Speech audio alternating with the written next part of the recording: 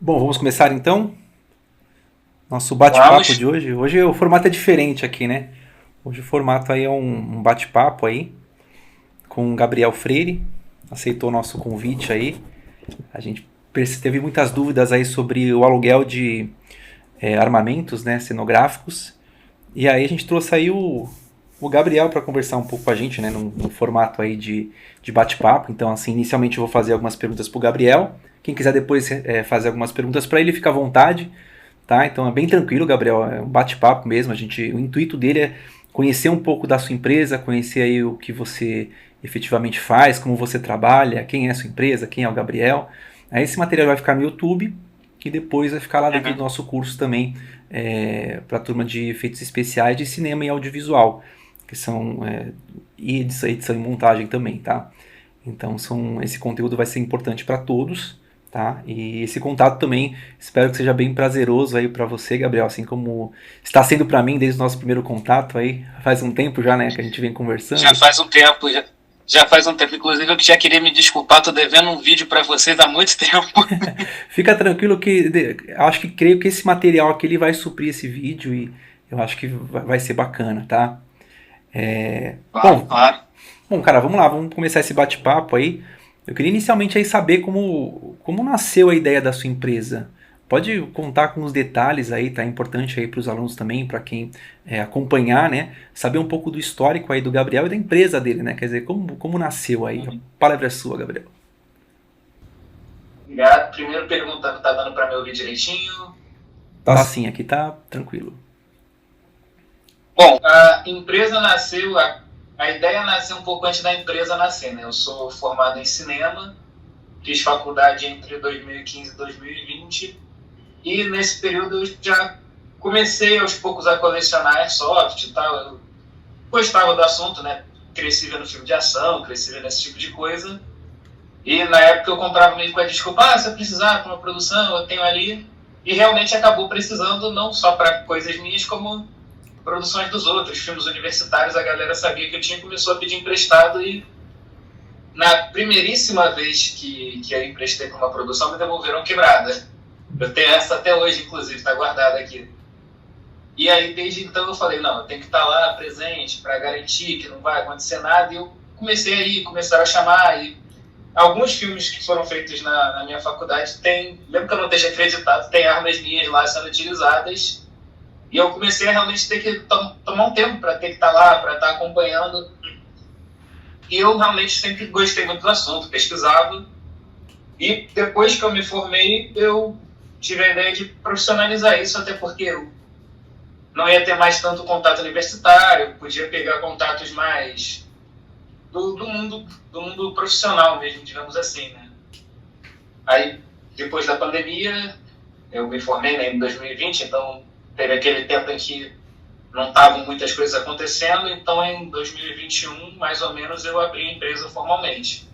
Investi um pouco mais em alguns materiais, porque meu acervo era bem limitado na época, e aí fui começando a divulgar, fiz o perfil no Instagram, ao mesmo tempo que eu abri formalmente a empresa, então eu realmente sou um CNPJ e tal, por enquanto sou um MEI, ainda não estou no escopo de ter mais pessoas trabalhando junto e tal, é algo que espero que aconteça no futuro, mas por enquanto sou um MEI e fui, cada vez que eu ia sendo chamado para um trabalho, ia reinvestindo em mais e fui aumentando o acervo aos poucos. Hoje em dia o acervo está mais ou menos umas 60 réplicas, isso só contando com armas, né? Também tem alguns adereços, tem coletes, tem distintivos, tem algumas outras coisas. Coletes, capacetes, distintivos, espadas, Espada tudo também. isso Cara, que legal. tem algumas, tem algumas. Eu não separei elas aqui, mas tem. E o colete não dá pra usar efeito de tiro nele, né? Você não, a explosão, né, do colete você não deixaria, não, né? É, pô, deixar talvez até deixe, mas eu vou cobrar um pouco Um mais pouco caro porque eu mais vou ter que caro, né? comprar outro que vai destruir o colete. Ah, legal. Tá certo, tá certo.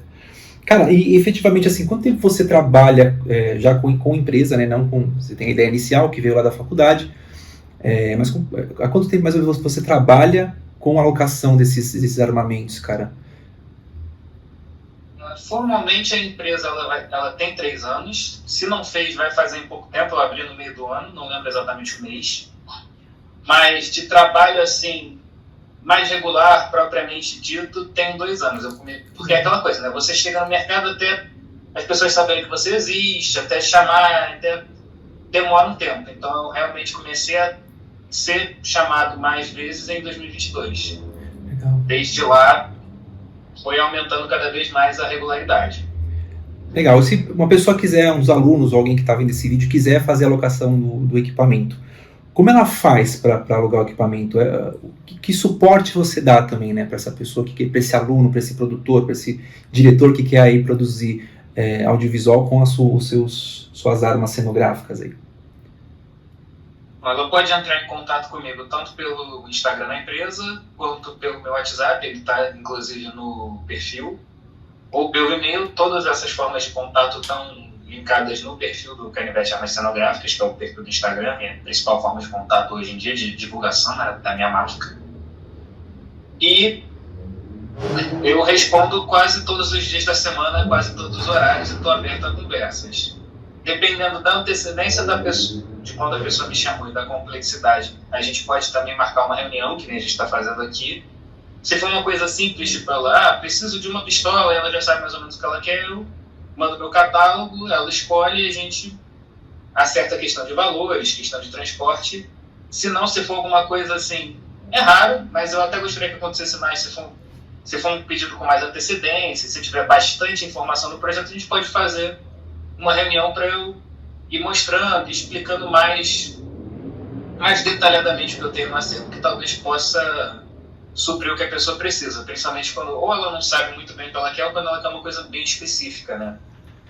E geralmente você acompanha, né, o armamento. A pessoa, então, eu quero pegar, sei lá, um 38.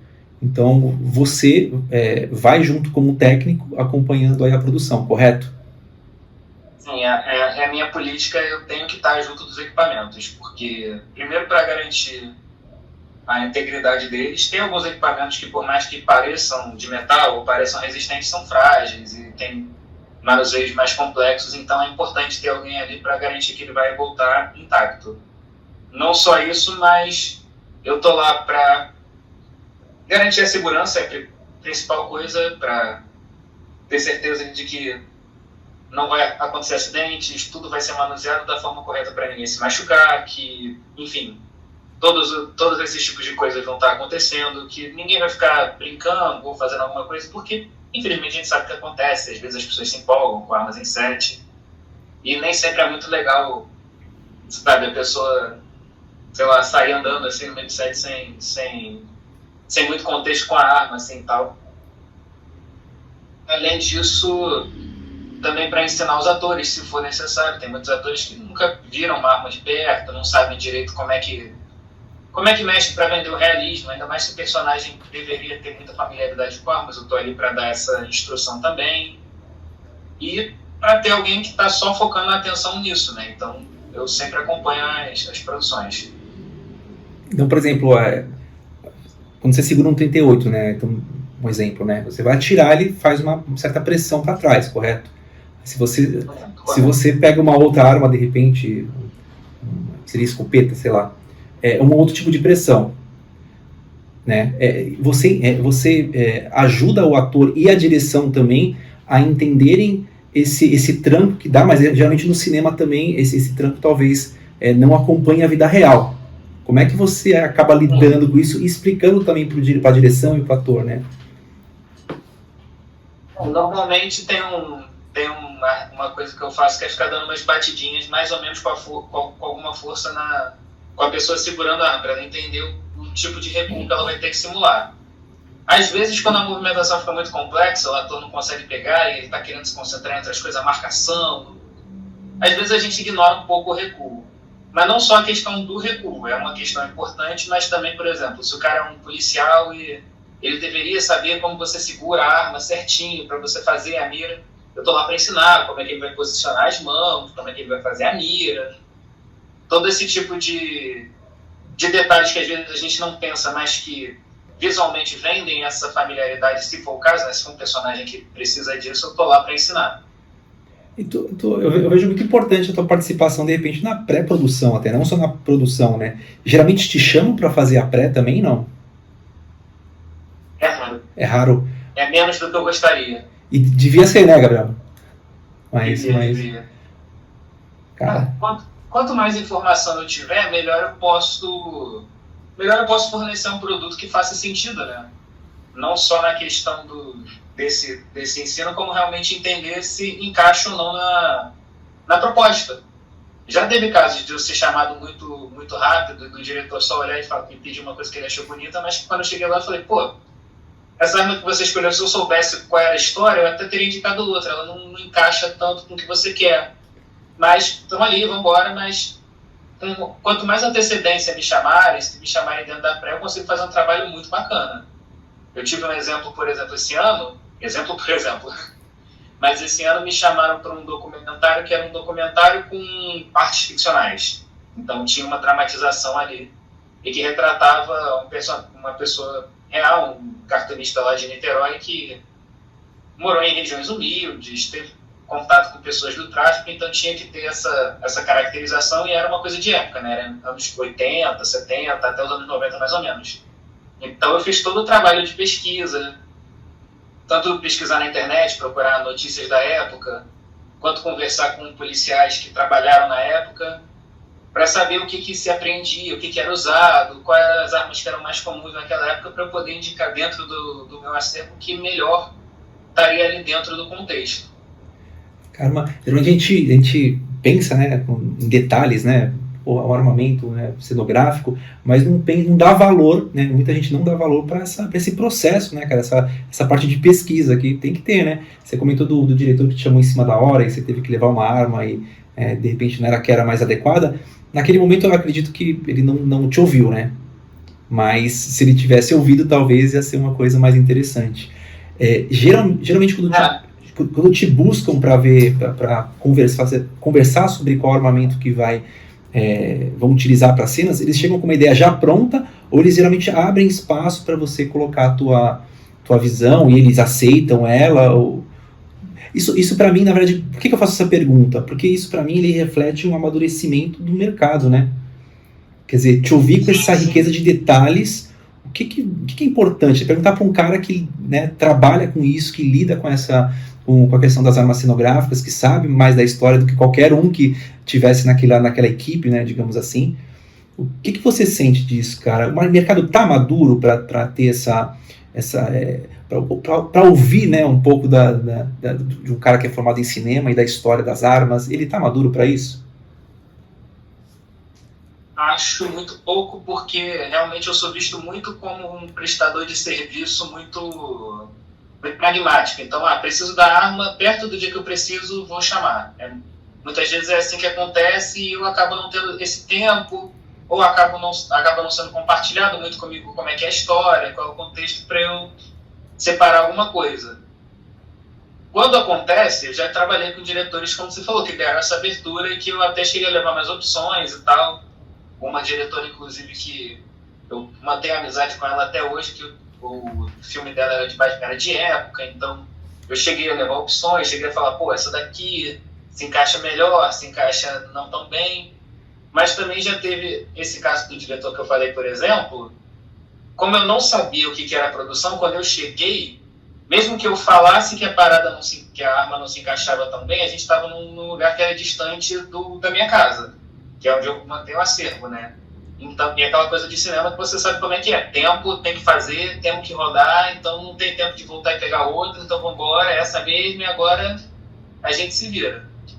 Então acho que ainda falta um pouco desse entendimento do mercado, que eu não sou só o cara que vai levar um objeto, sabe? Eu sou um cara que também está fazendo parte ali do que está sendo criado. Eu tenho que, se for possível, né, eu tenho que conversar com a arte, eu tenho que conversar com o figurino, eu tenho que conversar com o som, eu tenho que conversar com a fotografia para eles entenderem como a gente pode se trabalhar para tudo sair de uma forma convincente. É isso aí. Se você for aluno da escola, você vai mandar mensagem pro Gabriel antecipadamente. Se você mandar em cima da hora, Gabriel, manda mensagem, me manda o nome do aluno também pra eu puxar a orelha depois, cara. Mas super importante. Cara, você faz parte da criação mesmo, tá certíssimo. Tá certíssimo. Se eu puder dar um exemplo aqui que é bobo, mas parece bobo, né? Mas a gente tem que entender. E eu já vou explicar aqui, de vez em quando eu vou sair de quadro, porque em cima aqui tá um monte de coisa que eu separei. Então eu vou sair e pegar, até porque o espaço aqui é pequeno. Mas, por exemplo, essa aqui é uma réplica inteiramente em metal, atropelando um pouco as coisas. Você olhando de fora assim, ela parece super convincente, mas se você olhar aqui, no carregador, você tem esse buraco que é onde você coloca o CO2. Então é importante, por exemplo, eu conversar com a fotografia, a gente entender como é que vai fazer os planos, de onde vai filmar, de onde não vai, para poder pegar o ângulo que não estrague a ilusão de que isso aqui é um objeto real. Então, todos os departamentos têm que se conversar para a gente conseguir fazer uma coisa que funcione para todo mundo. Cara, muito bacana. Muito legal, cara. E quais são os tipos de armamentos aí mais alugados? O que geralmente o pessoal mais procura aí a canivete? Hoje em dia, o que mais sai para mim é o mercado de clipes, que é um mercado que é tudo muito rápido, então é até bem a toque de caixa, mas aqui no Rio o que pedem muito são armas longas, então réplicas de fuzil, e mais ou menos desse tipo, e pistolas. Normalmente nos clipes não tem muita preocupação se vai simular disparo ou não, então ela tem que ser só convincente o suficiente na câmera, não tem necessariamente que ter muitas ações móveis, né? Por exemplo, eu vou pegar mais uma aqui rapidamente. Isso aqui é uma réplica de uma R15 ou de uma M4 e ela é toda em plástico, nada dela se mexe, né? Quase todas as armas que eu tenho aqui são airsoft, já explicando isso para a maioria das pessoas. Então, se eu puxar aqui, ela até faz um barulho, até sairia bolinhas, mas tipo, nenhuma outra parte que move, aqui por exemplo, não abre, não ejeta nada. Ela é só visual. Então essa é uma que sai bastante, e pistolas no geral também são as que mais tem saída, né? Quando a gente está falando de cinema, da coisa mais audiovisual, o que normalmente é muito procurado são as armas com blue bag, né? As armas que simulam disparos de uma forma um pouco mais realista. E também armas históricas é uma coisa que eu sinto que é um diferencial assim, da canivete. Procuram bastante. Algumas produções de época já entraram em contato comigo. Então é onde eu estou também colocando meus pés, assim. Cara, legal, cara. E você tem aí, né, comentou, se não me engano, cerca de 60 armas diferentes, né? Como você define as classes de armamentos, né, que você aluga? Seria as históricas, armas de... não sei, como você define, né? Deixar você falar, porque ninguém melhor que você para definir as classes das armas que você comercializa, né? Aluga. Tem algumas categorias e algumas categorias que se sobrepõem. Tem sim a questão histórica, então tem coisas que são desde os anos 1700 até os dias de hoje, mas tem também a questão de materiais e funcionalidade. E funcionalidade, quando eu digo, é muito para a câmera. Então você tem, por exemplo, as holster filler, que fala em inglês. Eu nunca ouvi alguém falando isso em português, então não sei se existe um termo para isso, mas é arma que só serve para preencher o coldre. Que, fora de um contexto assim, ela não engana ninguém. Por exemplo, essa daqui é uma solução muito barata e muito prática se você quer vários personagens armados, mas eles não vão sacar. Isso aqui você consegue, você vê que não tem cano, não tem nada, só para ou colocar por dentro da camisa ou colocar num coldre e, né, de longe assim engana que a pessoa está armada, mas não saca. Ou então tem as impressões 3D que também fazem mais ou menos esse propósito. Um segundinho. Nelas também, se você olhar de perto, você vê as imperfeições, algumas ranhuras, às vezes a junção, né? Algumas elas não são impressas uma vez só, são coladas.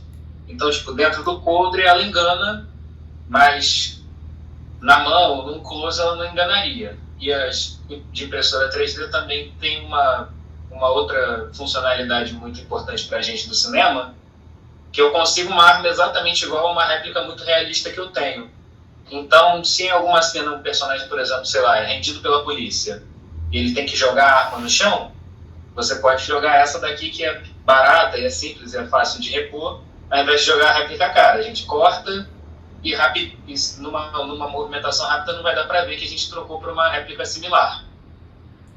A importância aí de conversar com a equipe, né?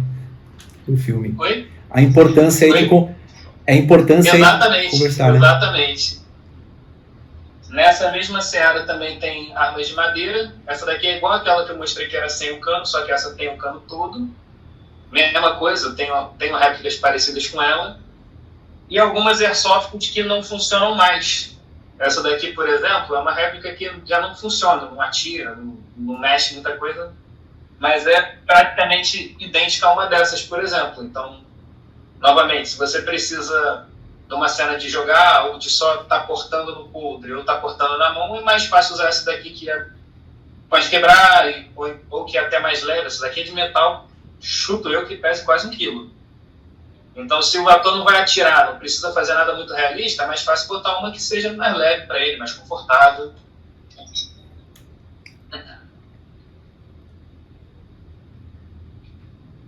E também tem algumas que, justamente como eu disse, pelas questões de funcionamento, elas até podem ficar ok para uma cena do personagem cortando. Essa daqui é uma arma de mola. A parte de cima é de metal, de baixo é de polímero, mas ela também não estaria na categoria que eu recomendaria para sustentar um close, vamos dizer assim. Porque se você olhar de perto, dá para perceber que essa parte aqui ela é moldada, não parece que ela se mexe, dá para ver na câmera? Não sim, sei. Dá sim. Numa arma de verdade, quando eu mexo aqui, isso aqui deveria abrir. Deveria você conseguir ver a janela onde o cartucho sairia. Então, essa, por exemplo, até funciona para alguém no fundo, armado e tal, mas não é uma que eu recomendaria para um close. Tem algumas que funcionam para o close, mas não funcionam para disparo. Então, assim, você vê que eu não tenho uma categoria muito formal. Eu estou explicando a funcionalidade mais do que a categoria. Porque tudo isso vai vir no que, quando a pessoa me mandar uma mensagem, perguntar, tá, para que você precisa? O que vai ser usado nela? Essa daqui, por exemplo, ela já é quase metal, ela visualmente é perfeita, você quase não diz que é uma réplica. Só que ela não dá para você fazer uma cena de tiroteio, por exemplo. Dá para fazer um close, dá para fazer uma cena que o cara só vai brandir a arma, mas se você apertar o gatilho, o ferrolho não mexe sozinho. Numa arma de verdade, quando você aperta aqui, isso aqui deveria ir para trás. Essa não faz essa função. Então ela não serve para uma cena de tiroteio. E tem as réplicas 100% realistas. Que, né, você apertou o gatilho. Essa daqui está sem gás, está sem nada, mas você apertou o gatilho, o ferrolho vai para trás e simula o disparo completamente. Aí, para uma cena em que o personagem vai atirar, para uma cena dessas, é a que eu recomendo. Eu tenho uma outra aqui que eu acho que tá com o Green Gas. Se quiser, eu posso até simular aqui pra galera ver mais ou menos como é. Ah, pode ser sim, adorar.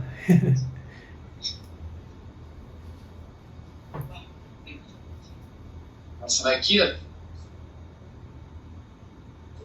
Legal.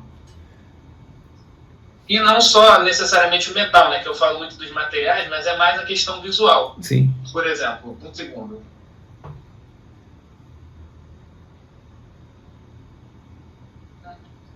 Essa réplica aqui, por exemplo, sustenta perfeitamente um close.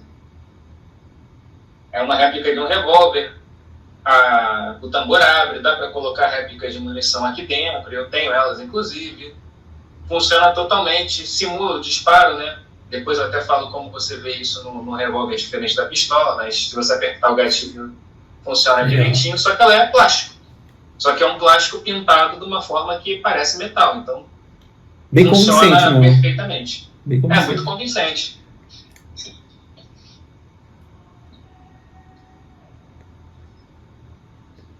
Não sei se expliquei todas as categorias. Cara, explicou, você foi indo até a mais realista, digamos assim, com mais funcionalidades. Tu tem a réplica, desculpa se eu te coloquei em calça justa, mas tu tem facilmente aí a réplica da munição aí? Então aqui na minha frente, inclusive eu peguei pra não só para demonstrar, mas para falar muito da segurança, porque, primeiro, a fins de comparação, né? E, de novo, tudo depende do para que elas vão ser usadas. Mas só para a gente ter em mente entender as semelhanças e as diferenças, isso aqui é uma munição real. Então, essa daqui vai numa arma de fogo. Eu não tenho armas de fogo em casa, mas conheço um atirador, amigo meu, que está aqui em casa e que me cedeu essas munições, até porque eu não poderia tê-las. Elas estão aqui num contexto lícito. Tudo que eu tenho aqui está dentro da legalidade, mas isso aqui é uma munição real. Tem o propelente e tal, funcionaria. E essa daqui é uma réplica. Essa é uma réplica cenográfica. Legal, cara. Você vê que visualmente elas são quase idênticas. Mas eu sempre, né, pego procuro munições, procuro réplicas que dê para eu visualmente saber que não são.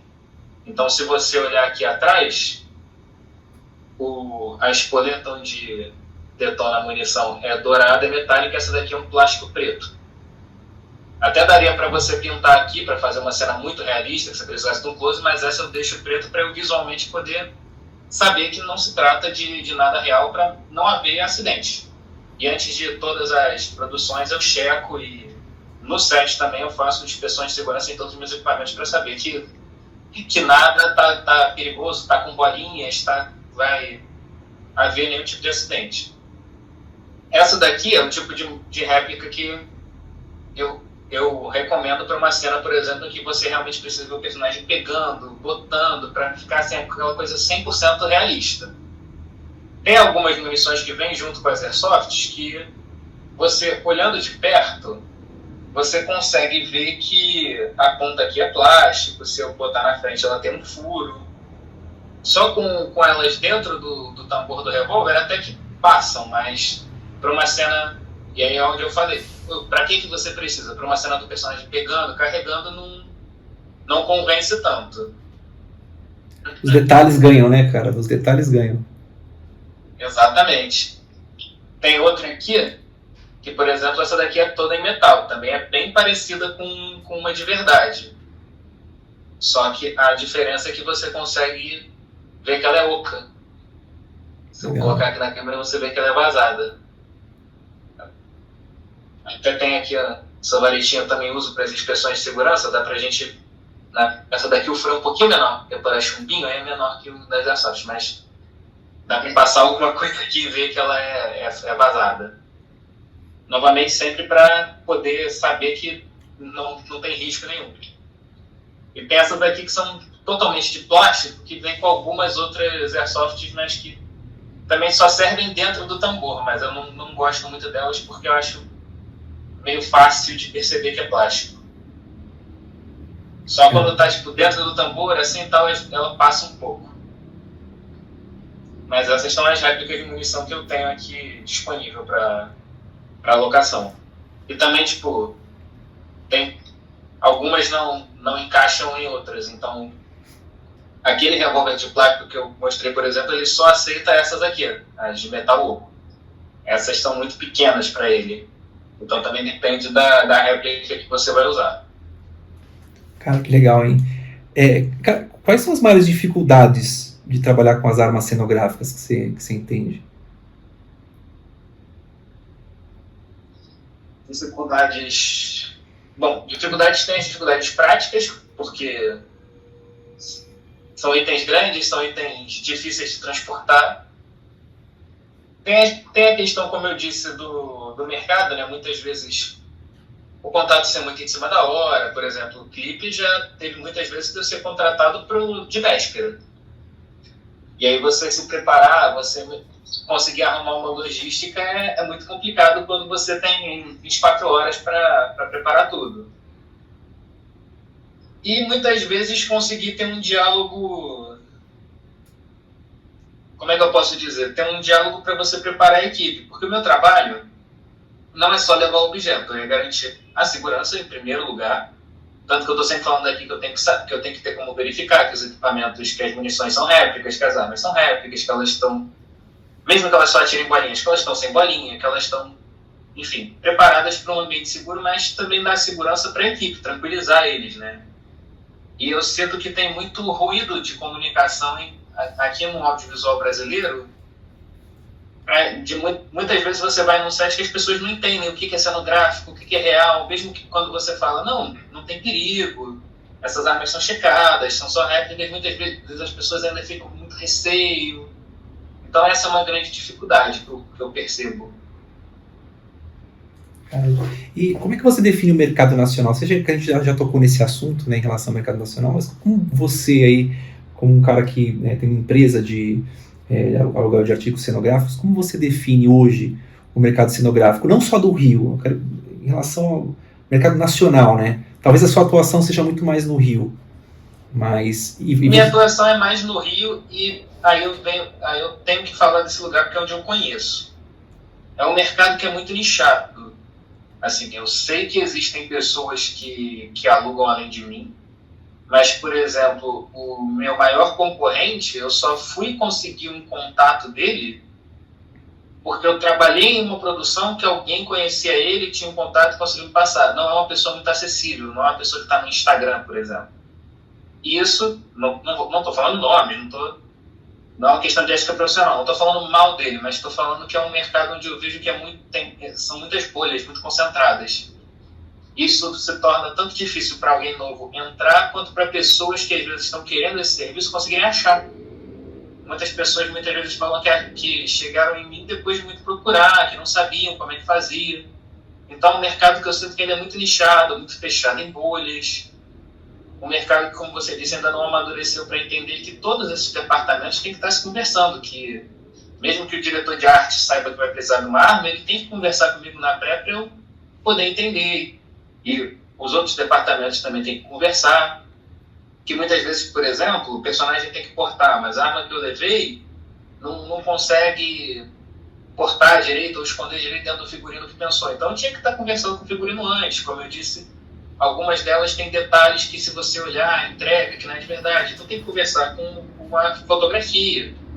Então falta um pouco essa maturidade desse entendimento que todas as etapas e todos os profissionais que estão ali trabalhando com o que vai estar em tela, tem que se conversar, e são importantes, e são pessoas da pré também, pessoas que têm que estar ali se entendendo.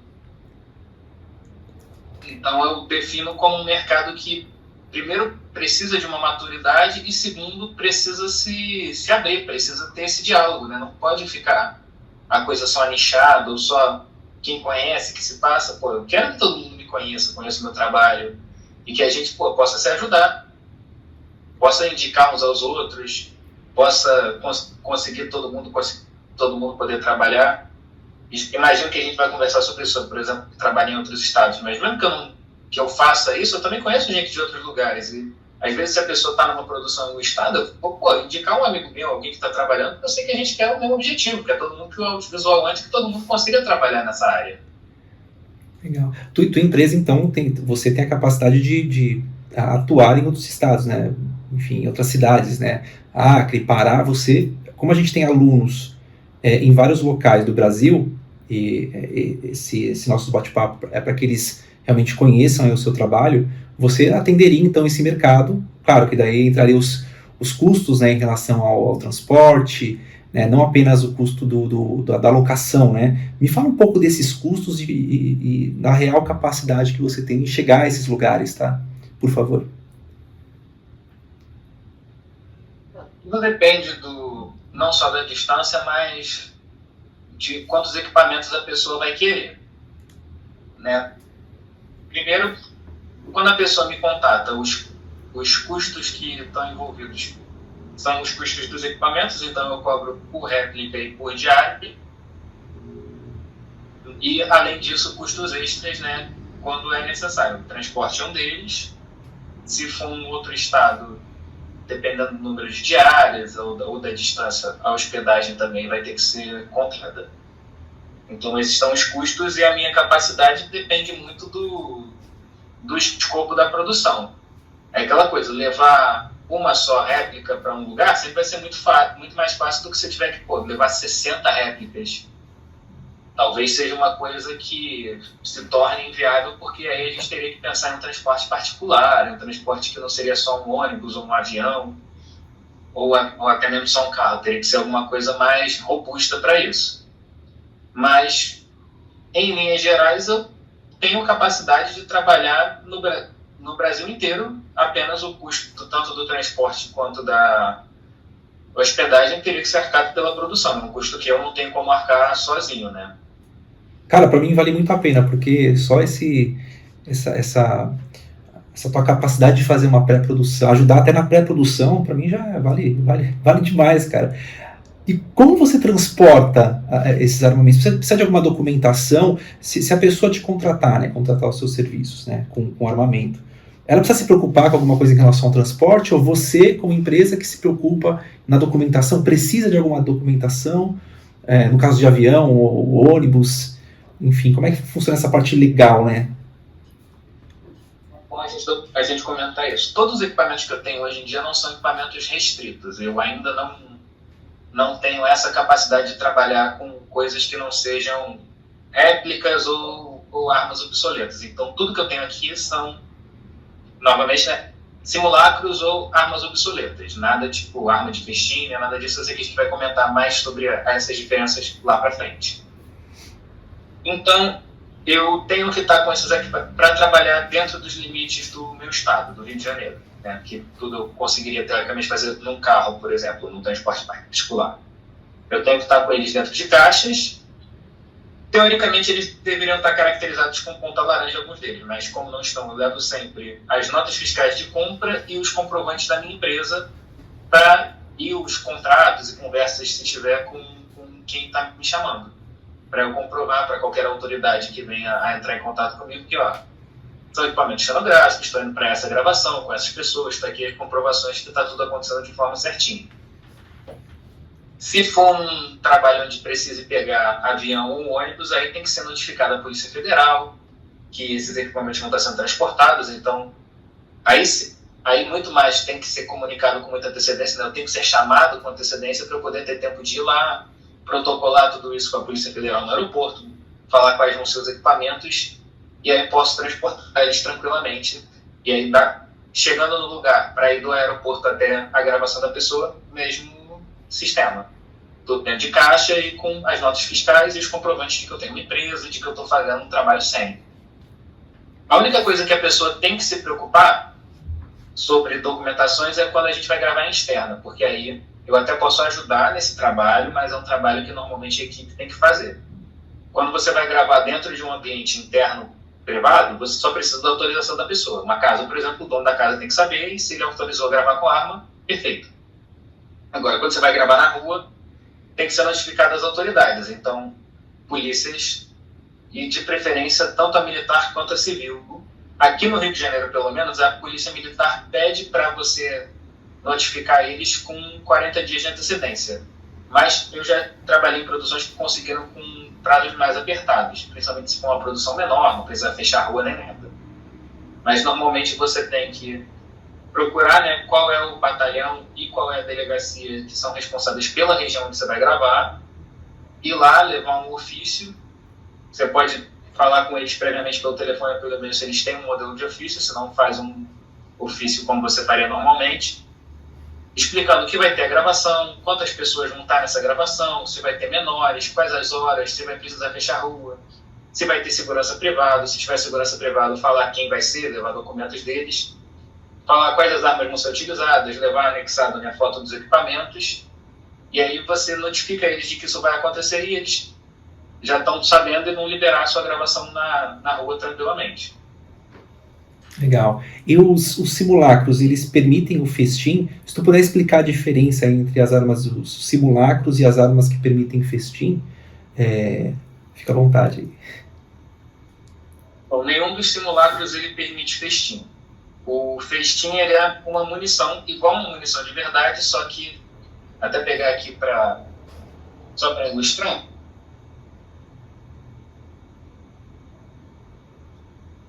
numa munição de verdade, a pólvora fica aqui dentro, né, o propelente, e tem essa cabeça aqui que é um pedaço separado de chumbo que é projetado para frente e faz o estrago. A munição de festim ela é só essa parte aqui com a pólvora, então rola uma explosão como se fosse um tiro, só que não tem nada para ser empurrado por ela. Então você precisa de ou uma réplica que seja capaz de aguentar essa pressão. Até existem essas réplicas, mas elas não são comercializadas no Brasil. Eu não sei nem se é possível você importá-las. Nunca tentei, né? Como eu disse, eu ainda não tenho autorizações legais para trabalhar com materiais restritos. Então, não sei se seria possível. Ou, o que é mais praticável aqui no Brasil, quando você quer trabalhar com festim, é converter uma arma real para trabalhar com festim. Vou pegar aqui algumas só para dar exemplos. Quando você... Novamente, tudo aqui é réplica. Quando é um revólver, um projeto com tambor, o que faz o próximo tiro acontecer é só você apertar o gatilho. Então você aperta aqui, o tambor, que é essa peça, gira, e aí a próxima munição é colocada para atirar. Então não tem nada mecânico que dependa da explosão em si. Então um revólver, você pode pegar um revólver de verdade, não fazer nada com ele, colocar uma bala de festim e ele vai funcionar como uma arma cenográfica nesse contexto. Quando você está falando de uma pistola ou de um fuzil, você tem que fazer algumas modificações no funcionamento interno dele. Por quê? Como uma pistola funciona? Pistola real, no caso. A explosão acontece aqui. O chumbo, enquanto ele está... Ela empurra o chumbo, a bala, e enquanto o chumbo está viajando, ele bloqueia que parte dos gases sejam liberados. E essa parte dos gases empurra o ferrolho para trás. Ela joga essa parte de cobre que não vai ser estourada para fora, outro sobe, essa parte aqui que é o ferrolho fecha e mais um tiro acontece. Numa bala de festim, como não tem o chumbo aqui para empurrar o gás para trás, se você só usar uma arma real, ela não vai conseguir abrir e mais uma bala não vai conseguir entrar, você só vai conseguir dar um tiro. Não sei se ficou muito claro. Sim. Então você tem que fazer uma modificação interna nela. Só um segundo, desculpa. Você tem que fazer uma modificação interna nela, colocando um bloqueio no cano, e aí parte dos gases vão ser retidos aqui e vão voltar para trás. E esse bloqueio ele serve como uma dupla função. Ele faz com que a arma funcione como se ela estivesse com balas reais, e ele impede que você coloque uma bala de verdade aqui dentro. Porque como tem um bloqueio no cano, se você colocar uma bala de verdade, o cano vai explodir. Você não vai conseguir atirar em ninguém, você vai explodir a mão de quem estiver usando a arma. Então, o festim, ele normalmente no Brasil é trabalhado com armas reais que são convertidas para se trabalhar com festim. E aí é um processo que tem que ser feito por um armeiro, é a função que a gente dá para quem trabalha com armas cenográficas, é um armeiro de cinema que tem a autorização para poder transportar e poder trabalhar com armas reais. Não só isso, como tem várias medidas de segurança que têm que ser tomadas. As minhas réplicas, quando você aperta o gatilho, só sai vento daqui, não tem como machucar ninguém. Uma arma de festim vai sair fogo e pólvora do cano, vai sair gases quentes. Então, por mais que não seja letal que nem uma bala de verdade, ainda pode machucar. Então, tem uma certa distância que você tem que estar um do outro, você não pode fazer uma cena de tiro queima-roupa. Toda a equipe e o elenco tem que estar com proteções auriculares, porque o nível de decibéis é similar ao de um tiro. E o custo também seria muito maior, porque você vai ter que cobrar pelos tiros usados, pelas balas, enfim, por toda essa capacidade. Então é um sistema muito diferente do que o sistema que eu trabalho atualmente. E aí, para trabalhar com esse sistema, tem mais burocracias também que você vai ter que trabalhar e tudo mais. Como eu disse, eu ainda não trabalho com isso. Por enquanto, eu trabalho só com réplicas. E aí, no caso, você usa uma arma que nem aquela que eu demonstrei o disparo ali e você tem que fazer o fogo saindo na pós-produção e a cápsula sendo injetada na pós. É isso que eu perguntava, já respondeu então. Então o ideal Perdão. Imagina, fica à vontade. Então é na pós-produção que você resolve. A gente usa bastante isso aqui, né, de colocar essa fagulha, né, na pós-produção. É um jeito bem interessante de resolver isso. Uma percepção pessoal tua, assim, tu sente que as produções no Brasil elas costumam ousar com essa questão de cenas com armamentos, ou ainda são um pouco os dois pés atrás? O que você sente, uma percepção pessoal tua? eu sinto que ainda existe muito receio em trabalhar com armas. Assim, eu posso falar da minha experiência universitária, eu não sei o que outras pessoas aprenderam no fazer cinema. Então, na minha faculdade até se ensinou bastante a questão das autorizações, outras questões, mas eu sinto que algumas pessoas com quem eu trabalhei nem sempre tem tanta informação, então tem receio, procuram evitar trabalhar, porque acho que vai ser complicado, que vai ser perigoso, que vai ser alguma coisa assim. Então, muitas vezes, não colocam cenas de ação muito elaboradas, realmente não usam muito. Eu não lembro, por exemplo, de projetos onde eu tive que tiveram cenas complexas de tiroteio, cenas, sabe, que você tenha que trabalhar mais fora da casa do convencional. Isso é uma brecha boa, né? Porque se ninguém fez, tem um espaço aí para fazer. Evidente, eu, por exemplo, não lembro de trabalhar numa produção que fosse de ação. Seria muito da hora eu poder colaborar com o diretor, por exemplo, a gente fazer um filme de ação, um John Wick brasileiro. Isso é muito louco, né? Pensar em soluções, pensar em coisas que a gente possa fazer para passar mais veracidade no efeito da pós e como a gente pode se... Como todo mundo pode se ajudar, né? Por exemplo, um dos curtas que eu mencionei que eu trabalhei, que era um curta de época, sempre que a gente ia simular um tiro, tinha uma pessoa lá da fotografia que fazia uma luz, ele colocava um flash para ajudar no disparo, para não ficar só o efeito da pós e ficar muito falso, né? Tinha uma iluminação que estava acontecendo em cena para justificar aquele efeito, para parecer mais real, para parecer que aquilo está acontecendo no mesmo ambiente. Esse tipo de coisa, por exemplo, a gente pode tentar pensar em fazer para, deixar a coisa mais realista e tal. Cara, legal. Muita gente procura escola, né, para aprender a recepção do tiro, né? Nas produções que você trabalhou, assim, eles tinham essa parte não só, né, da execução do tiro, mas da recepção do tiro. A recepção também fazia meio que na pós-produção.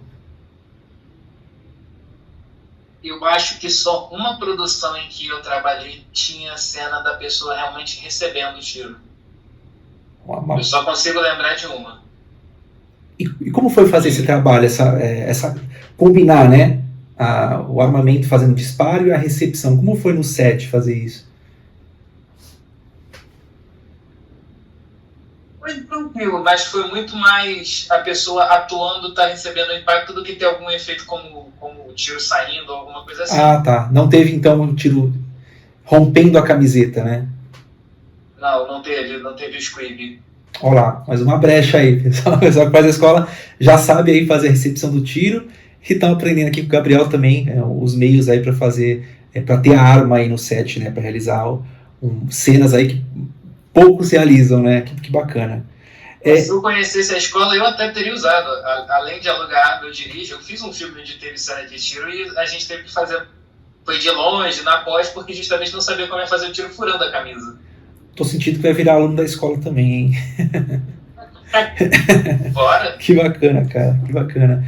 Você sentia, na época que você fez a faculdade, né, sua universidade, como é que você sentia em relação ao ensino de efeitos especiais?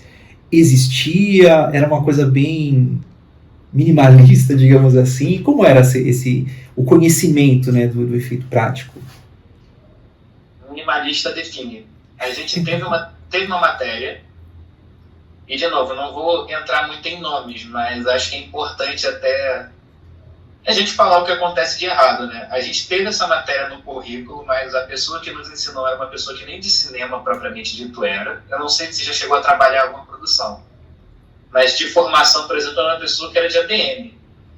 E que mencionava, assim, muito passando os efeitos de pós, chegou a falar sobre alguns efeitos, por exemplo, de sangue, de alguma coisa assim, mas não falou de squib, não falou de arma cenográfica, não falou de um monte de coisas e das interações que isso tem que ter com os outros departamentos, né? Coisa que eu tô falando, por exemplo.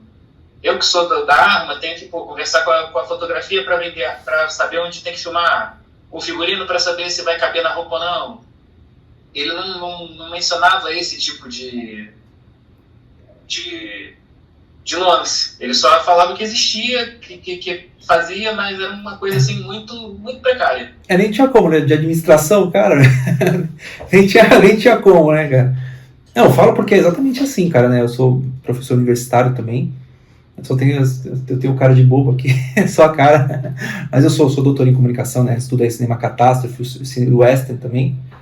E nessa vivência no meu universitário, cara, é exatamente isso. Às vezes tinha gente que não era da área, mas para completar o quadro chamavam, colocavam e tava lá. É exatamente isso, cara. Aí a gente o sentimento de que, putz, eu acho que podia desenvolver melhor esse mercado, os alunos podiam aprender mais. Eu também não considero também que de repente a faculdade não tem tem culpa, né? Mas não tem grande culpa, né? Porque às vezes falta profissional que saiba fazer, falta profissional realmente do cinema, né? Que realmente saiba executar, saiba fazer. Isso também é uma brecha para quem de repente, né, quer trabalhar com a parte da prática, mas também com a parte do ensino, né? Porque acho que o ensino é a base para o desenvolvimento de qualquer mercado, né? Inclusive o mercado do cinema. Mas bacana saber isso, porque acontece a mesma coisa aqui em Santos, tá? Senão, você ficar tranquilo quando você fez a faculdade. E eu também, quando fiz lá atrás, a mesma coisa, assim, cara. Uma vez eu teve um professor que foi me dar aula de edição. Ele nunca pegou um programa de edição na vida, cara. E aí a gente perguntava assim, quando a gente vai pegar no programa de edição? E ele só enrolava, cara. Aí, né, só enrolava. E a gente nunca pegou. Minto, não era edição, era a parte de som, né? A parte de edição de som. Cara, e nunca. Então isso é uma coisa que acontece desde há muito tempo atrás até atualmente também acontece. Que bacana, cara. Beleza, as fagulhas já conversamos também sobre as fagulhas, né? Enfim, a pós-produção. Você quer contar alguma história, cara, de alguma produção que você participou, que te marcou, que seja interessante, que possa acrescentar aí para os alunos também, e para quem está vendo esse vídeo? Pode ser a história que você quiser, cara. Alguma produção que foi difícil, que você viu um desafio muito grande, você conseguiu ou, né, passar por esse desafio, ou não, porque a gente falha, também falha às vezes, né? Aí você quer contar alguma história? Como eu disse, teve essa produção que eu falei, que o personagem ele deveria ser um miliciano nos dias atuais, e a arma que a produção escolheu, eu separei um monte de coisa aqui. Se eu filmar a cama, tem mais 10 armas aqui separadas para mostrar. Dá para fazer só uma sessão mostrando tudo que tem aqui, mas eles escolheram uma arma que é uma arma russa. Ela até se você não entende, parece uma pistola genérica, mas eu sei que vai ter gente como eu que sabe do assunto, que vai estar assistindo aquilo. É uma arma antiga russa, que não é fácil de achar munição no Brasil, então não teria nada a ver um miliciano hoje em dia usar aquilo. Mas foi o que escolheram e não tinha muito como eu voltar e pegar outra, e teve que ser aquilo, e é uma história que eu menciono até hoje. Teve também algumas produções, já teve umas 2 que foram... Você falou de viagem, né? Foram no interior do estado, e foram clipes. Foram 2 produções onde eu fui chamado de véspera para estar no dia seguinte no interior do estado do Rio e ter que levar várias armas e ter que dar um jeito de transportar, mas no final ficou legal. Foram 2 clipes que o trabalho compensaram bastante. E teve também a produção de uma diretora que eu gosto muito, chama Renata, que era uma produção que se passava nos Estados Unidos em 1942. Então eu tive que quebrar a cabeça aqui para indicar o que se encaixaria melhor, e mesmo assim o que eu tinha à época não era exatamente o que se usaria em 1942. Porque, novamente, para quem não tem muito conhecimento do assunto, às vezes qualquer arma é arma, mas até mesmo na família de armas que se usavam, você tem desenvolvimentos, você tem nuances. Se eu puder pegar umas 2 aqui para eu demonstrar... Fica à vontade. Dá só um segundo.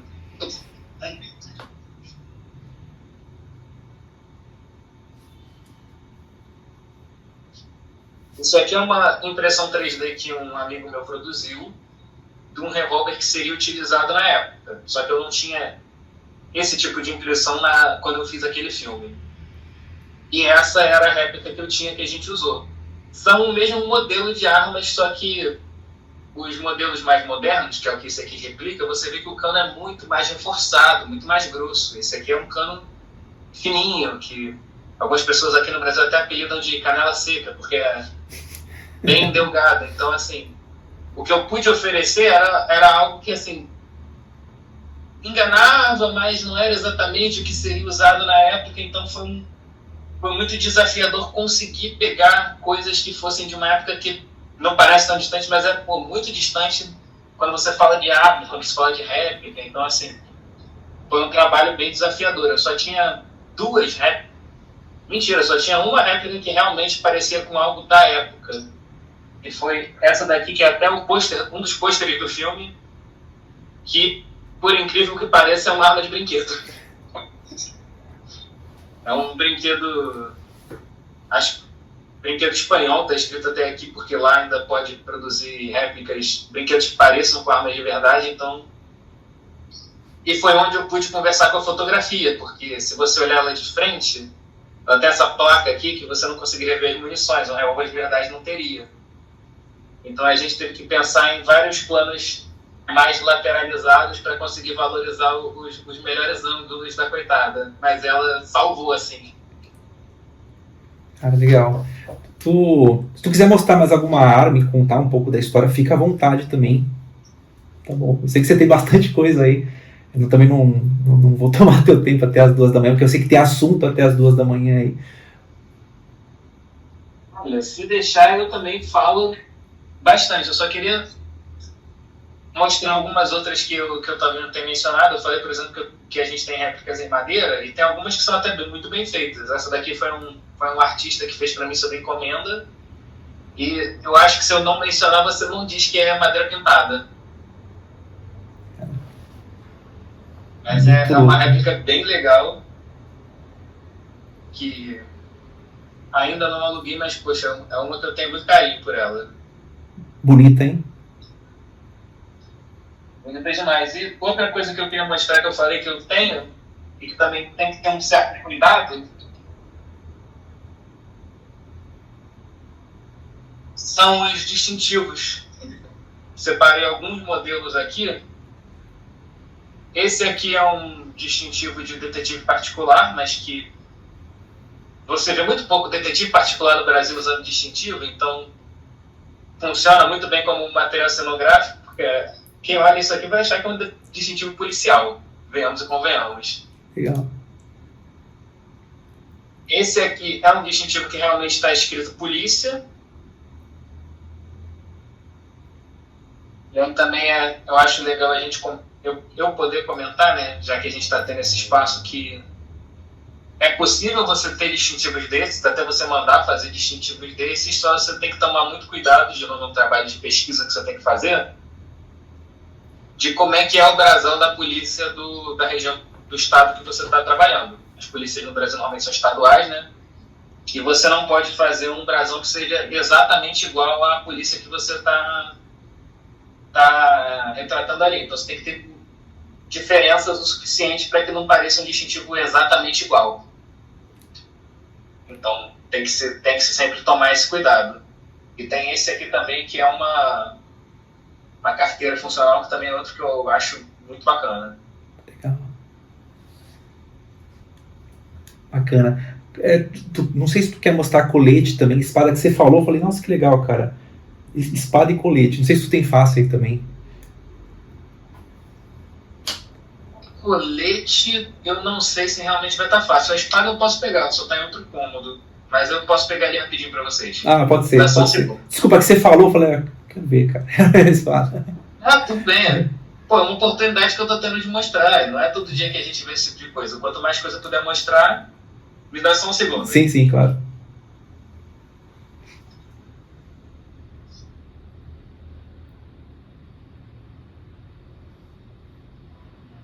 Boa noite, Nelson. Tudo bem? É o Didio. Tudo bem, Didio? Boa noite. Tudo bem? Desculpa, minha câmera aí tá ruim pra caramba aí, tá um frio aqui. E eu tô pelo celular, tô me sentindo incomodado usando o celular. Para portar isso aí, eu não peguei o começo, desculpa, eu cheguei atrasado. Para portar ele, para fazer uma cena, vamos supor, eu tenho que convidar ele para vir fazer uma cena? Isso, você faz a locação. Você já explicou isso aí? Ele já explicou, mas eu vou retomar aqui para você, tá? Depois eu vou deixar essa aula aí para vocês do curso.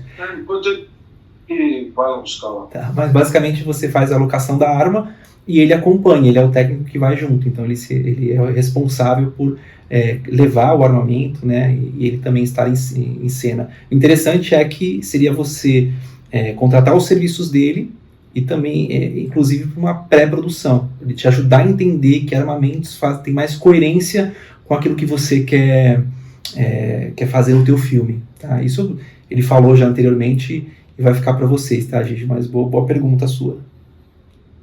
E fica à vontade, que tá frio também. O Gabriel voltou, vamos lá. Aqui tem uma, essa daqui foi uma espada que eu mandei fazer com um ferreiro que eu conheci.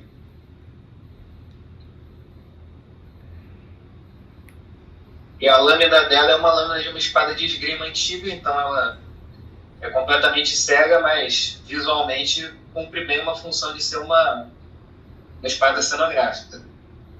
A ponta dela aqui também, se você olhar de perto, ela é arredondada, né, para não ter nenhum perigo, mas visualmente, dependendo do ângulo, ela faz muito bem o trabalho de ser uma... Sim. Super da conta.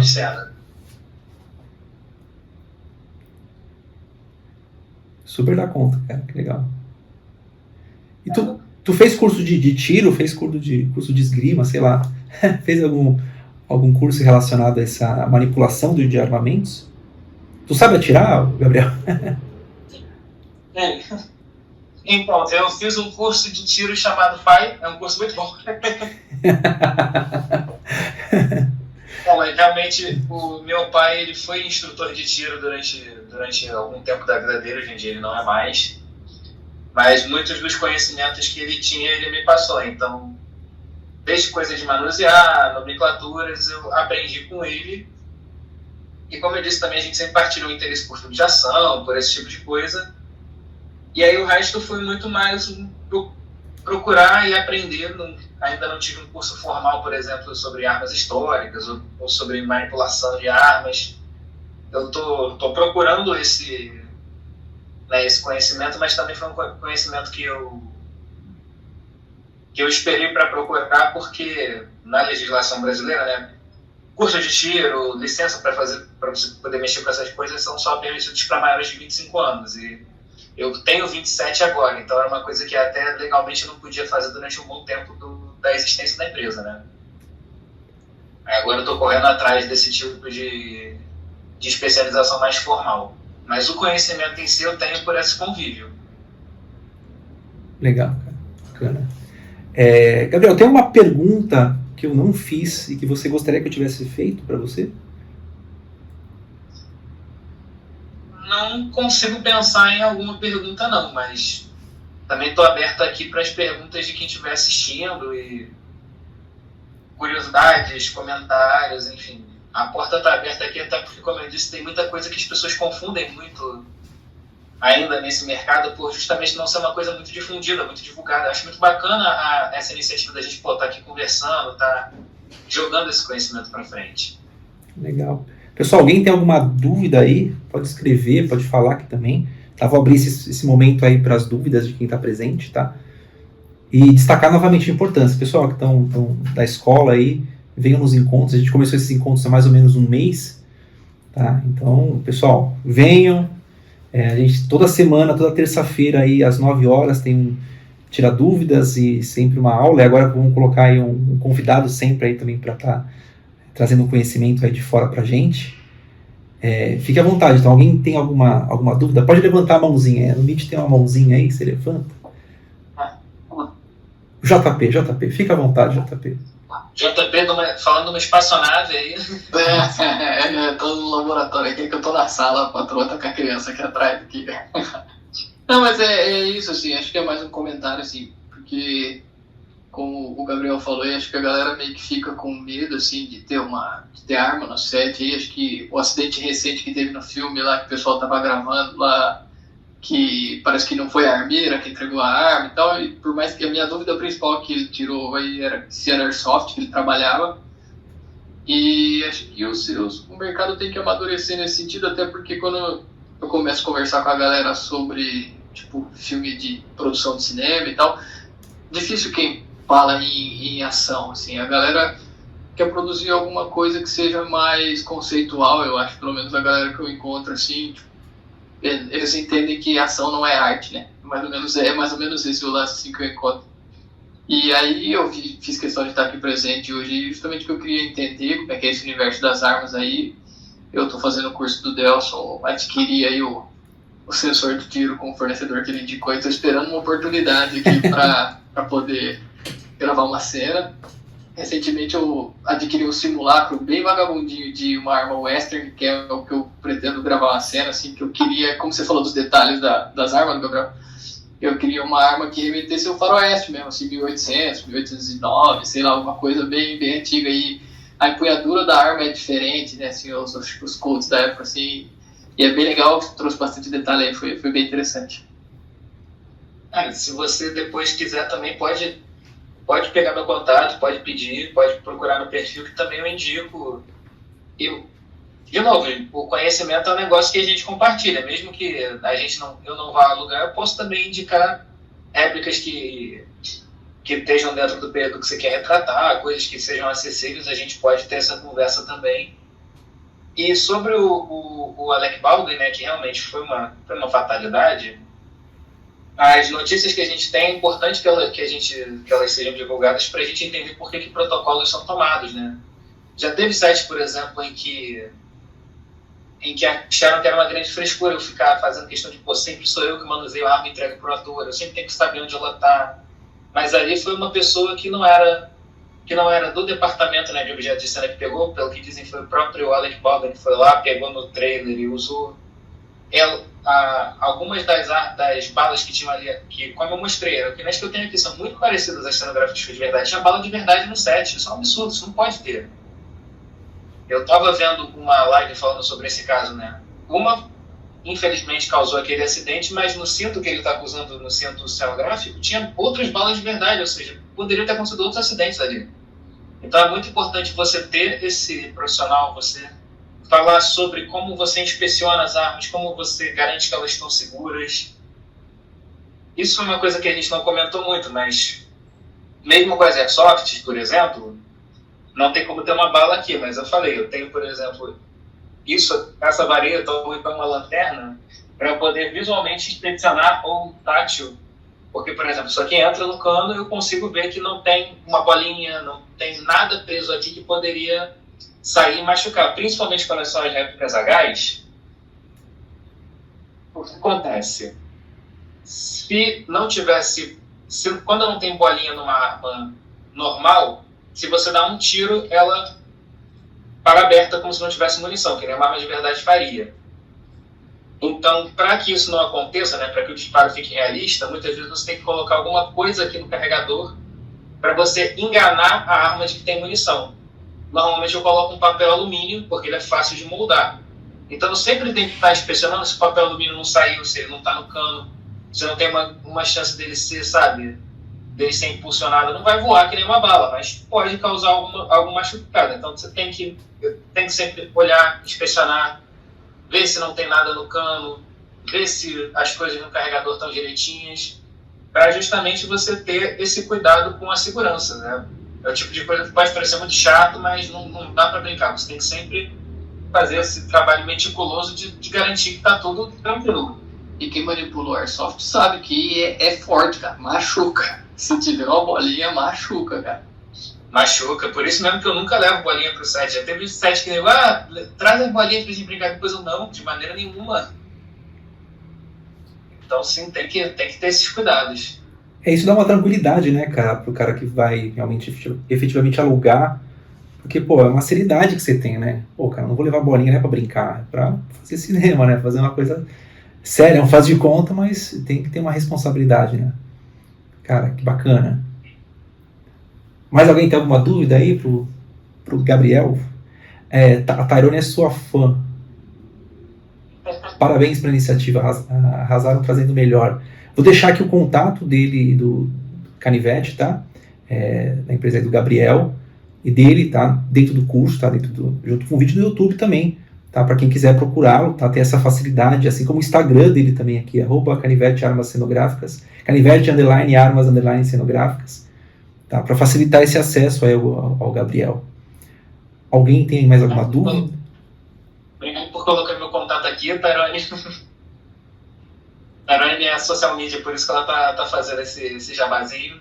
Ah, legal. Depois eu vou mandar para vocês aí, ó, esse vídeo, tá? Vocês utilizem também aí na divulgação de vocês, cara. E, deixa eu ver, o Didio tem uma pergunta também, o Didio. Manda bala, Didio. O seu microfone tá fechado, Didio. Tô com o celular, eu me perco todo, rapaz, sem o meu computador, eu fico todo apavorado aqui com o celular. Não, é um prazer conhecer vocês aí, o Gabriel, o JP aí, a Tairone, a Patrícia. Uma boa noite a todos aí que eu nem falei antes. Mas tá aberto aí, rapaz. Você falou que tá a fim de fazer um filme igual do John Wick aí, meu, pode contar com o Didio aqui, que eu falei já com o Delcio, que eu sou louco para fazer uns filmes diferentes, cara. Aqui na minha escola, eu sou da Escola Livre de Cinema em Santo André, né? E o pessoal é só documentário, só drama, alhão, não sei o quê, e o Didio lá sempre querendo inventar alguma coisa diferente, mas... Aí agora eu conheci o Delcio, vamos ver. Eu tô na pegada com ele aí para ver se muda as rotas lá da escola lá. Vou contar com você sim, Gabriel. E se precisar de algum vilão aí, pode contar comigo aí. Eu nunca fiz papel de vilão. Sempre papai, não sei o quê, tiozão... Vamos conversar, vamos ter que ver esse orçamento para trazer para o Rio, mas vamos conversar. Até porque essa barba aí tem que ser utilizada, essa barba é com respeito. Falta o boné ainda. Não, mas a oportunidade aí a gente vai falar assim, que eu estou querendo mudar o esquema da escola lá, estou como coordenador, estou como monitor, né? Mas eu participo bastante lá com a garotada lá, eu estou querendo modificar um pouquinho as ideias lá. Por isso que eu estou contando com vocês aí. O que eu puder pegar de experiência com vocês, eu vou agradecer. O Didio E no que precisar, pode chamar também. Se quiser fazer uma conversa como essa com a galera da escola, pode chamar também. Legal. Como eu disse, o conhecimento que eu tenho é uma coisa que é um negócio que a gente tem que espalhar. Conhecimento eu não estou adquirindo para ficar guardado, não. E se você precisar de um cuteleiro, alguma coisa aí, de cutelaria, de fazer espada, faca, alguma coisa, eu tenho um conhecimento aí legal com um colega aí. Opa, vamos trocar essa figurinha com toda certeza. Ele é de Guarulhos, se você precisar de alguma coisa nessa arte aí de cutelaria, por isso que eu gosto de usar roupa de meio de rei aqui por causa disso. O Didio é o cara que faz, viu? Ele iniciou com a gente, que fez tanto o presencial quanto o online. É um cara que vai atrás mesmo. Eu conheci pessoalmente aqui nesse último... Mas nórdico, né, que fala, né? Ele só usa roupa, vestimenta, tudo nórdico. Então o cara manja de espada e faca. Se precisar, pode contar comigo aí também. Vou pedir o seu contato, então, pro Delcio depois. Eu não mencionei, mas eu também, além de espada, a gente tem facas. Não tem aquelas retráteis, isso é muito difícil de arrumar no Brasil. Faca retrátil realista. Ele faz umas legal, viu, retrátil lá, que eu já vi, não. Mas eu tenho faca de borracha, que também é outra coisa que a gente usa, que a gente pode usar em produção. Tá fácil aí de mostrar, Gabriel? Posso ver se tá, me dá um segundo. Claro, desculpa. Tô pedindo muita coisa, né, pessoal, mas...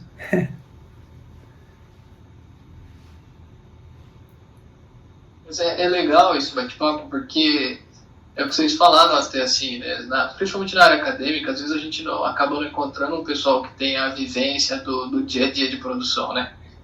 Mas infelizmente a faca não tá tão fácil de mostrar, porque arrumaram meu quarto recentemente, eu não sei onde ela tá, mas depois se eu puder eu mando a foto no Instagram dela, mas é uma faca estilo tática, só que ela é de borracha preta, então parece aquele aço escurecido e também dá para usar, ela vem com a bainha, então é algo que também consegue ser utilizado em produção. Legal. Aí, pessoal, depois então sigam aí o @canivete, _armas, _cenográficas. Aí de repente você coloca nos seus stories, aí o pessoal te segue e já curte lá a postagem da imagem da faca. Pode ser? Pode ser, Gabriel? Não tem a... Eu não sei onde está a de borracha, mas tem uma também que é legal mostrar. Essa eu sei onde está porque está aqui do lado. Que eu também usei em outra produção. Que essa daqui, na verdade, foi uma gambiarra minha. Porque também a gente, quando trabalha com objeto de cena, tem que ser criativo, né?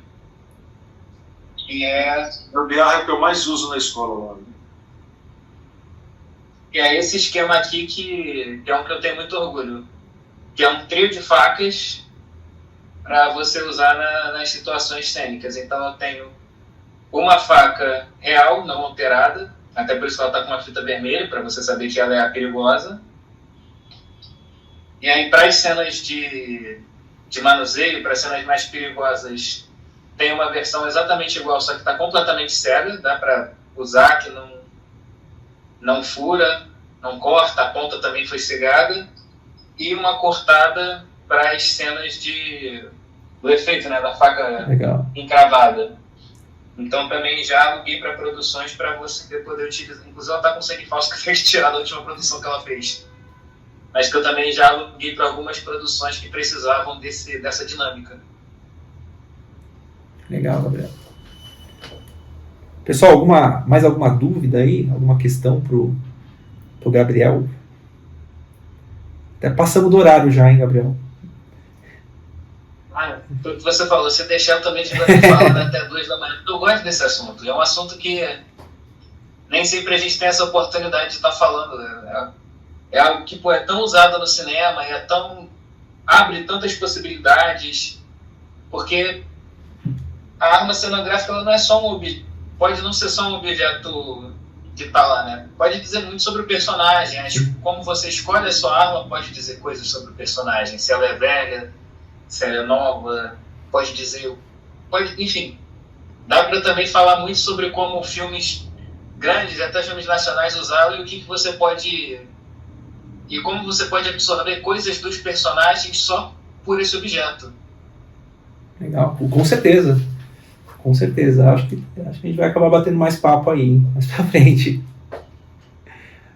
Vamos. Mas só para exemplificar isso, posso dar um exemplo de um filme brasileiro? Claro.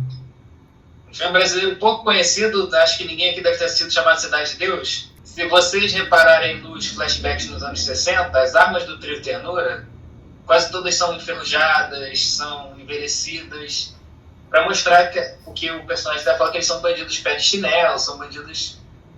E se você contrastar com as que o Zé Pequeno usa mais para frente no filme, que são todas prateadas, bonitas, novas, mostra essa hierarquia, essa diferença no patamar deles no mundo do crime. E isso é só um exemplo, como eu disse, de um filme que eu estou falando aqui rapidinho, mas como você pode usar esse objeto também como uma ferramenta para ajudar a contar a sua história.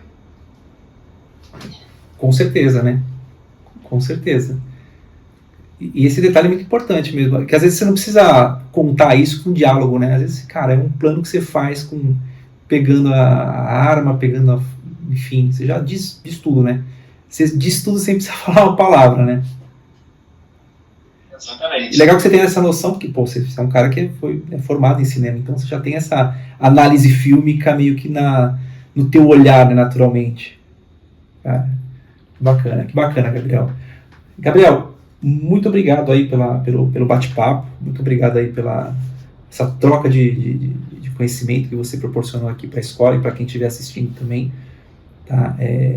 Obviamente, eu sei que, né, às vezes não é fácil, né, para as pessoas estarem aqui às 9 da noite, né, enfim, mas você veio com todo bom grado aí para a gente trocar essa ideia. Cara, parabéns pelo seu trabalho, parabéns pela sua iniciativa, porque a gente sabe que os efeitos especiais ainda é uma coisa que as pessoas olham com um olhar que não como deveriam, né? Porque, cara, tem muita coisa que dá para fazer um cinema muito mais ousado utilizando os efeitos práticos e os efeitos práticos com os visuais, né? Que são aqueles feitos em computador. E eu acho que a gente, você também deve passar, pelo que você contou, né? Passa um pouco por uma certa resistência, né? Espero aí que com essa aula aí, né, para os alunos aqui da escola e para quem assista, né, esse conteúdo, perceba que, cara, você tem uma oportunidade de fazer algo que as pessoas não estão fazendo no Brasil ainda, né, tanto. Cara, isso é uma brecha, isso é um espaço, né, e chama aí o Gabriel para pré-produção também, porque isso eu acho que vai acrescentar bastante, assim, para as produções, né, o papo, conversar, definir, ver o que um armamento traz para um personagem, traz para a história, e aí o Gabriel é uma ponte, né, é uma ponte. Pode falar, Patrícia. Falei, não, agradecer ao Gabriel aí. E vou ter que achar um canto para botar uma arma na minha história. Poxa, eu que agradeço principalmente, primeiro pelo convite, pela oportunidade de estar falando, porque realmente é um assunto que eu não tenho essa oportunidade, não tenho essa abertura para estar comentando. É um assunto que é importante, que também faz parte do cinema. E se precisar desse cantinho para colocar arma, pode chamar, pode conversar. E os primeiros contatos, até eu estar no site, os contatos eu não cobro. Todas essas consultorias a gente pode conversar. É realmente um conhecimento que a gente compartilha. E no que precisarem, podem contar comigo, porque adorei o espaço, adorei o convite, adorei a conversa. Obrigado aí pela oportunidade, minha primeira vez aqui com vocês aqui. E vou estar mais terças-feiras aí com vocês aí. Eu também agradeço pelo convite e estarei outras terças-feiras aqui como espectador, com certeza. Como espectador, eu acho que como aluno também, hein? Se você topar, já está dado aí o seu acesso ao nosso curso aí com a gente. Vai ser um prazer ter você com a gente, tá? Claro, né? Você é um profissional que já tem suas técnicas, mas como você comentou que essa técnica da recepção do tiro você não tem, então se você topar, cara, vai ser um prazer ter você como para aprender essa parte aí. Aproveitar que você ensinou tanto pra gente aqui nesse momento também. Uns tiros lá com o Delso é muito bom, viu? Mas é legal, cara, porque é isso. Acho que pro cinema nacional crescer, a gente tem que não juntar pessoas, tem que unir pessoas, né? Eu quero trazer cada vez mais pessoas aí, profissionais, né? De fora, que tenham seus nichos, né? Para compartilhar, para trocar, para que as pessoas estejam aqui mesmo, para fazer um cinema mais ousado. As propostas principais da escola é trazer conhecimentos raros, propostas mais ousadas. Cara, e você com certeza hoje colaborou muito com a gente. Agradeço demais pelo seu tempo, tá? Pela sua dedicação, pela você estar aí pra gente, né? Completamente aberto, tá? Então, muito obrigado aí, Gabriel, pela sua presença hoje. Obrigado pela presença de vocês também aqui. Sempre comentando, alunos, venham mais para as aulas, tá? Começou há pouco tempo, mas gostaria muito de ver todos vocês aqui perguntando para quem estiver aqui com a gente, sendo eu ou seja outro profissional que vai mostrar aí o seu trabalho. Muito obrigado, Gabriel. Obrigado pelo convite e no que precisarem podem contatar. Eu gosto muito da iniciativa de vocês. Com certeza você terá um aluno no futuro próximo e no que precisarem podem contar comigo, porque é isso, a gente tem que unir pessoas e vamos abrir nosso buraco no audiovisual, porque é isso, cara, a gente não vai fazer alguma coisa se a gente não se unir. Obrigado então, obrigado, Gabriel, boa noite a todos e vejo vocês aí na próxima terça-feira às 9 da noite. Boa noite, bom frio para todo mundo. Boa noite, bom frio para todos aí. Boa noite, gente. Tchau, tchau. Boa noite. Tchau, tchau.